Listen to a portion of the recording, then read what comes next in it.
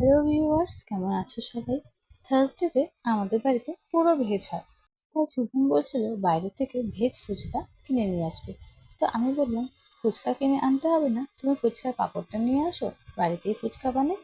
তারপর সন্ধেবেলা বাবিনের মতো খেলছিল আর আমরা এইদিকে ফুচকা রেডি করছিলাম। ফুচকাগুলো কিন্তু বেশ ফুলেছে।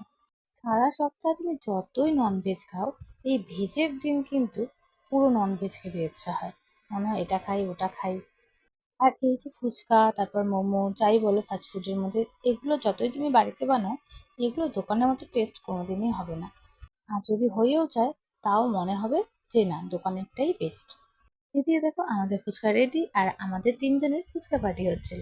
বাবিনকে তেলের জিনিস এখনো দিই না, তাও একটা ফুচকা দিয়েছিলাম। ও ফুচকাটা নিয়ে খাচ্ছিল কম, বেশি খেলছিলই। আর ফুচকাটা খেতে কিন্তু দারুণ হয়েছিল। চলো, ভিডিওটিও এই পর্যন্ত, দেখা হচ্ছে নেক্সট মিনি ব্লগে।